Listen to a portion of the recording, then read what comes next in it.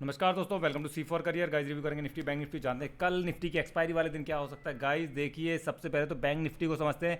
अगर आपने मेरा कल का वीडियो देखा था, मैंने इसका प्राइस एक्शन समझाया था। मैंने ये बोला था कि बैंक निफ्टी में बहुत ज़बरदस्त कैंडल स्टिक पैटर्न बना हुआ है, और अगर ये कोरोना ट्रेंड लाइन के ऊपर फिर से क्लोजिंग देता है तो बैंक निफ्टी ज़्यादा बुलिश हो जाएगा कंपेयर टू निफ्टी।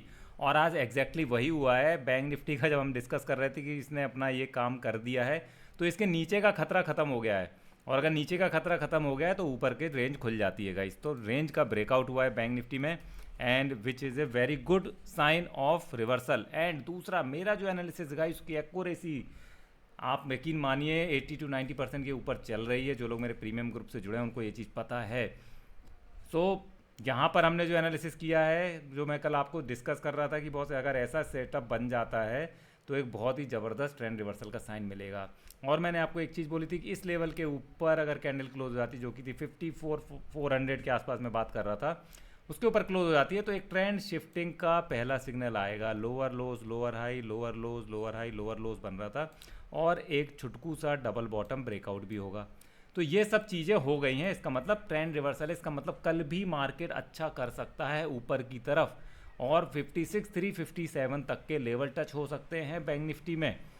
अब ये ब्रेकआउट जो हुआ है कोरोना ट्रेंड लाइन पर, इट्स नॉट एग्जैक्टली ब्रेकआउट, तो इसका फर्दर कंफर्मेशन आना जरूरी है। मतलब इसके बाद भी एक ग्रीन कैंडल बने, ठीक है, then it will be a confirm breakout. So disclaimer दे दूं, इस वीडियो में जो कुछ भी डिस्कस होगा सब कुछ एजुकेशनल पर्पज़ के लिए भाई, पूरा मेरा टेक्निकल एनालिसिस है। आप अपना खुद करिए, सीखिए। एंड अगर आपको करना है स्टॉक मार्केट में तो फाइनेंशियल एडवाइजर से बात करिए, सीखिए। एफ&ओ में 10 में से 9 का डूबता है एज पर सेबी। तो मेरी सलाह में तो एफ&ओ करना नहीं चाहिए। करो भी तो भाई सीख के करो। मेरी मास्टर क्लास के वीडियोज़ ले लो, कॉन्टैक्ट करो मुझे व्हाट्सअप पे, I will help you out. So guys, यहाँ से ट्रेंड शिफ्टिंग के साफ साफ संकेत दिख रहे हैं बैंक निफ्टी में, एंड लुक्स लाइक कि ये ऊपर तोड़ने को तैयार है। रीज़न, अगर आज सेक्टर देखें तो पीएसयू बैंक में 3.5% की रैली थी। बैंक निफ्टी ने ज़बरदस्त फोड़ा। फाइनेंशियल सर्विसेज के सारे स्टॉक्स भाग रहे थे, प्राइवेट बैंक, एवरीथिंग। सो आज बैंकिंग सेक्टर में रैली थी। रीज़न, क्रूड 100 के नीचे आ गया, अराउंड 94 के आसपास।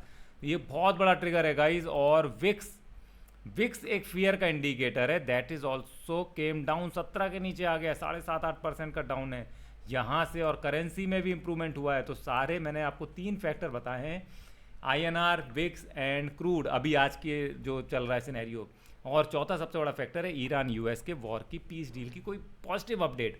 बस इतना काफ़ी है अभी मार्केट के लिए। हालांकि हमारे मैक्रो फैक्टर इतने स्ट्रांग नहीं है, रुपी वीक है, महंगाई बढ़ रही है, वो सब तो प्रॉब्लम है। बट अभी मार्केट में मैंने उस दिन भी बोला था कि क्रूड 70 के आसपास होना चाहिए, लेकिन अभी क्या हो रहा है, जैसे 110 है और 105 हो जाए तो मार्केट में रैली आ जा रही है। इसका मतलब क्या हुआ, मैंने परसों भी बताया था, कल भी बताया था कि प्राइस इन हो जाती हैं चीज़ें मार्केट में। जैसे डोनाल्ड ट्रंप जब बार बार धमकी दे रहे हैं तो वो प्राइस इन हो गई। अब धमकी का असर नहीं पड़ेगा मार्केट को। जब पहली बार धमकी दी थी तो मार्केट को डर लगा था। अब डेली आप धमकी दोगे तो असर नहीं पड़ेगा। जैसे इसको समझो, घर में फैमिली में आपकी बीवी अगर आपको डेली चिल्लाए आपको, तो शुरू में तो लड़ाई झगड़ा होता है, लेकिन आप उसके बाद इग्नोर करना शुरू कर देते हो। तो ऐसे मार्केट भी बीवी की तरह ही है। तो ये जब कोई इसे बार बार टॉर्चर करता है, परेशान करता है, तो इग्नोर कर देता है कि भाड़ में जाओ, जो करना करो। तो ईरान यूएस का यही हो गया है कि मार्केट बोल रहा है जो करना करो भाई, हमें अब तो फ़र्क नहीं पड़ता घंटा। मुझे तो क्रूड दिखाओ कि क्रूड नीचे आ रहा है, फिर तुम वहाँ पे जो भी आज होगा, 2 दिन बाद होगा, 10 दिन बाद होगा, करते रहो, घंटा फ़र्क नहीं पड़ता। It's a very good sign guys, it's a good sign. Because क्या होता है, इन्वेस्टर को कन्फ्यूजन बना रहता है पूरे टाइम कि यार साला मार्केट में कुछ भी थोड़ी सी न्यूज़ आ जाए ऊपर नीचे हो जाता है, कुछ समझ में नहीं आ रहा है। तो यार ये चीज़ें से क्या होता है ना कि एक कॉन्फिडेंस नहीं आता। अभी हमें कुछ अच्छी बाइंग करनी है, we want to take big trade, but दिक्कत क्या आ रही है कि एक वो लगा हुआ पीछे से कि डोनाल्ड ट्रंप कहीं कुछ बोलना दे, डोनाल्ड ट्रंप कहीं कुछ बोलना दे। अब उसके बोलने से मार्केट को समझ में आ गया है कि भाई ये बंदा कभी भी पलट जाता है, तो वो उसको उतना ज़्यादा तवज्जो नहीं दे रहा है। Iran rejects nuclear concession, signal stocks with US में drag, not signing any agreement soon. तो ये देखो फिर से एक न्यूज़ आ गई। तो वहाँ पे वो न्यूक्लियर वाले पे फिर अटक गई बात। डोनाल्ड ट्रंप बोल रहा है कि जल्दबाजी नहीं करेंगे, ईरान बोल रहा है कि हम भी देख लेंगे। ऑल दीज थिंग्स यार is going on, full on confusion है। तो इन लोगों का कुछ भरोसा नहीं है कब कौन पलटी कहाँ से मार जाए। अब फिर देखो ट्रंप बोला है डील विल बी इधर भी मीनिंगफुल और नो डील। तो ये भी यहाँ से ये बंदा क्या कंफ्यूज करके रखता है, क्योंकि ये क्लियर इंडिकेशन इसको पता है, जैसी दे दिया तो मार्केट में सिंगल साइडेड रैली आ सकती है किसी भी side. So this fellow is very cunning and he is making money from stock market, everybody knows. आज हमने टेलीग्राम पर कुछ स्टॉक बताए थे, उसमें से आइशल मोटर ने ज़बरदस्त परफॉर्मेंस दी है क्योंकि रिजल्ट बहुत अच्छा आया था। लूज़र में ठीक है, जो भी है लूज़र को हम देख रहे हैं, ज़्यादातर स्टॉक ग्रीन में ही थे। अब निफ्टी का टेक्निकल एनालिसिस करते हैं। निफ्टी ने बहुत अच्छा काम किया गाइस, EMA 50 को रिगेन किया। EMA 50 को रिगेन करना एक बहुत बड़ा अचीवमेंट होता है डेली के चार्ट पर। मैंने क्या बोला था, ये गोल्डन ब्रेथ क्रॉसओवर 24,000 के ऊपर क्लोजिंग चाहिए, जो कि हमें मिल चुकी है, which is a very good sign. तो मार्केट के ऊपर जाने के आसार ज़्यादा नज़र आ रहे हैं, तो अगला टारगेट 24,200 हो सकता है with A stop loss of 23,900। अब ये छुटकू सा जो गैप क्रिएट हुआ है, ये अगेन प्रॉब्लम क्रिएट करेगा, देखते हैं बाद में।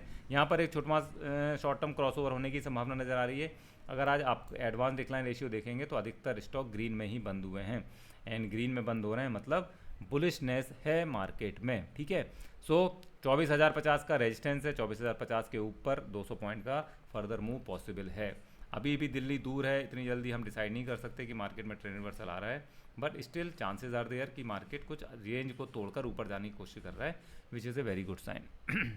वीकली चार्ट पर वीक की शुरुआत अच्छी हो गई है गाइस, एंड वीक की शुरुआत अगर अच्छी होगी तो वीकली चार्ट पर भी इसने अपने 9 दिन के और 100 डे के मूविंग एवरेज को मार्केट ने रीगेन किया हुआ है, which is very good sign. तो अगला EMA 20 मतलब 24,250 के आसपास स्ट्रॉन्ग रेजिस्टेंस आने वाला है। अगर मार्केट उसको तोड़ता है तो फिर ऊपर जाने की संभावना नज़र आएगी। कोई भी रिकमेंडेशन नहीं गाइस, सिर्फ एनालिसिस कर रहा हूँ। आपको अच्छा लगे तो कमेंट जरूर किया करो, क्योंकि मेरा एनालिसिस की एक्यूरेसी गाइस बहुत ज़बरदस्त है। आज अगर आप पूरा बैंकिंग सेक्टर देखोगे तो हरियाली चारों तरफ, PSU बैंक खास तौर से।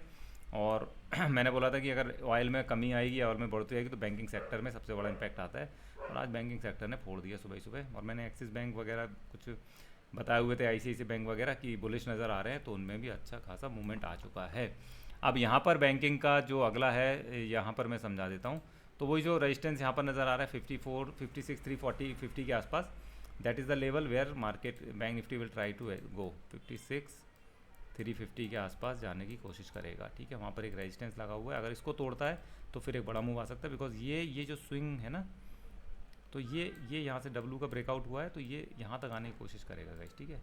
सो पॉसिबिलिटी है कि वहाँ तक जाए। अब इस ट्रेंड लाइन के नीचे नहीं आना चाहिए, भले इस ट्रेंड लाइन से सपोर्ट ले। अब ऐसे भी हो सकता है कि थोड़ा नीचे गिरे, इस ट्रेंड लाइन से सपोर्ट है और फिर भाग जाए, दैट्स क्वाइट पॉसिबल है ना, ये एक स्ट्रॉन्ग ट्रेंड लाइन है।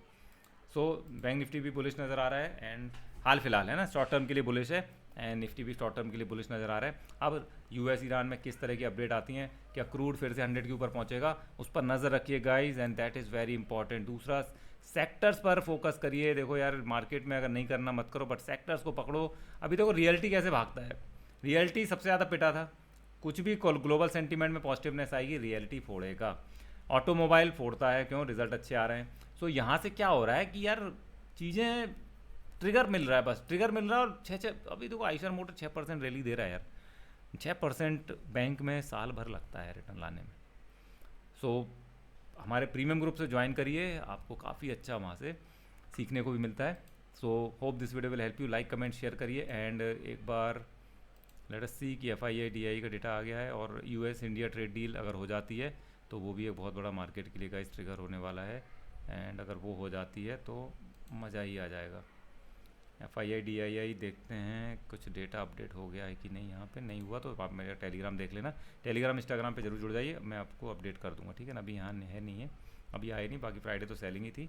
तो देखते हैं आज बाइंग आई है कि नहीं। Hope this video will help you. Like comment share करिए, मुझसे। Thank you very much, bye bye, take care guys.